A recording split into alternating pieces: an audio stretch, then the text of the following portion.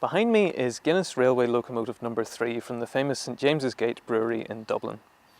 The brewery once had its own private railway, 5-foot 3-inch gauge, and it had about 2 miles of track in total. Its purpose was to connect the brewery to the goods yard of the railway station at Kingsbridge, which is today called Euston.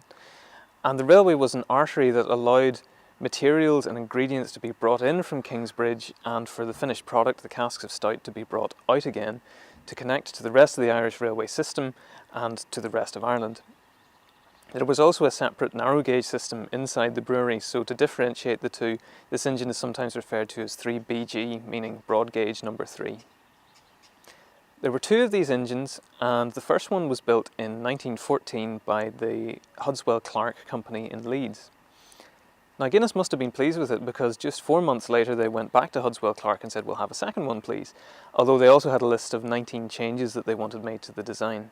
So Hudswell Clark took those changes and a price was agreed, £1,690, but for some reason the engine then wasn't delivered for a further 4 years. We don't know exactly why that was, but we can guess that it had something to do with the First World War. During the First World War, a lot of Guinness employees left the company to join the armed forces with the encouragement of the company. And the company was also very short of ingredients. There was a shortage of barley, which is vital for making the stout, besides which there were legal restrictions on how much they were allowed to brew anyway. So financially not a great time for the Guinness company, so perhaps for that reason they decided to delay their order until the war was over and things got back to normal. Things did get back to normal in 1919 and the engine was duly delivered. Like number 2, it was originally green in colour and it had red and yellow lining and had a number of important features which made it well suited to the Guinness system. Inside the brewery there were some very tight curves that they had to negotiate, so for that reason the engines have a very short wheelbase. They just have 2 axles and they're just 6 feet apart, and that allows them to get around a curve of 80 feet in radius, which is really very small for a broad gauge railway. Perhaps the most important part of the railway, that was the part that actually linked Kingsbridge to the brewery, was a street level tramway. So the rails were actually sunk into the road surface. So think of a really long level crossing, except that the track here is 500 metres long, up the length of St John's Road in Dublin. So the trains had to share the road with road traffic, pedestrians, horse-drawn vehicles, some steam or motor vehicles. So there were some extra features to improve safety. The engine was encased in what Hudswell Clark called a motion casing, more colloquially known as tramway skirts, so metal sheets down each side and across the front. And that meant that the moving parts, the coupling rods and connecting rods, couldn't be seen and certainly couldn't injure anybody. There was also a bell mounted on one side of the engine, and that rang automatically as the wheels rotated to warn anybody that the locomotive was approaching. The driver had a lever to turn that on and off with, so he didn't have to listen to it all day, but even so they stopped using it altogether in the end because it was too annoying for the patients at the nearby hospital. On that street level tramway, the trains were limited to travelling at a walking pace, and that was enforced by a man walking in front with a red flag to warn oncoming traffic that the train was coming. In 1951 this engine got a whole new boiler, and heavy overhaul work like that was done at the big railway works at Inchicore, which was not far away, and this engine was actually the last locomotive, steam locomotive, to be overhauled in Inchicore, which is quite an honour considering the hundreds and hundreds that went through there in their time. In the 1960s the road traffic on St John's Road was becoming very busy and the Dublin Corporation needed to widen the road.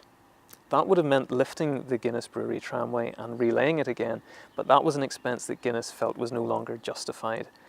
They decided it was time to close down the railway and switch to using road lorries instead.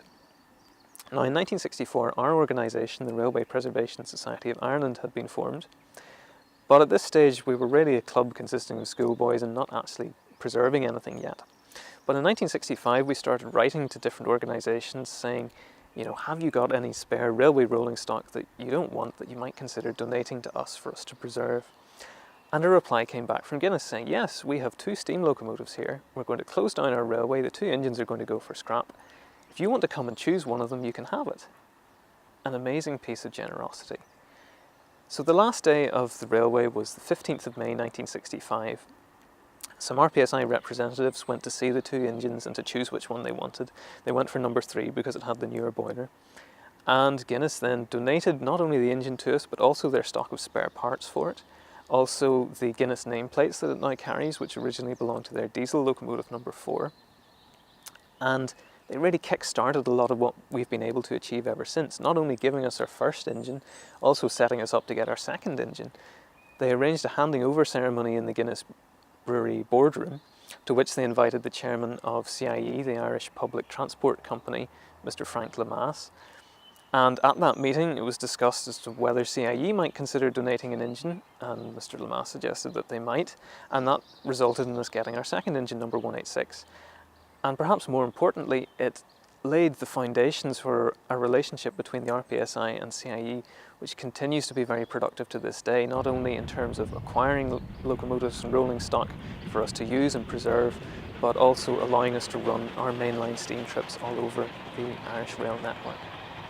The Guinness engine finally arrived here at Whitehead in November 1967, and it's done a lot of very useful work for us ever since. It hasn't been here all of that time. It went to Belfast in 1968 to the Belfast Docks Railway, which is long gone now, but for one day in 1968 the Guinness engine pulled a train of passengers in open wagons all around the Belfast docks. In 1987 we loaned it to the Downpatrick and Ardglass Railway. It's now the Downpatrick and County Down Railway, and through the 1990s it was a mainstay of their passenger operations there until it returned to Whitehead in 2001. It was put back into service in 2003. I used to volunteer on it a lot when I was a novice fireman, and it's a very good engine to learn on because although it's a lot smaller than the mainline steam engine, it really works in much the same way. A lot of the components are just the same, only smaller, friendlier, easier to work with. Gives you a very good grounding in how steam engines work. The Guinness engine's last overhaul was completed in 2017, and today it's in operational condition.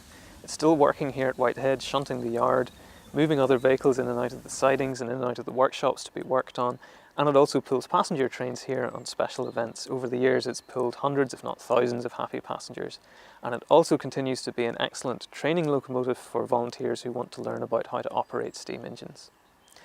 So if you want to find out more about our organisation, travel on our mainline steam trips, visit Whitehead Railway Museum, or if you want to become a volunteer and work on engines like this, have a look at our website steamtrainsireland.com. If you enjoyed this video, I hope you'll give it a like, share it with someone else, and maybe subscribe to us on YouTube if you want to see more. Thanks for watching. Back across Garmoyle Street and heading for Whitla Street and the end of another RPSI rail tour.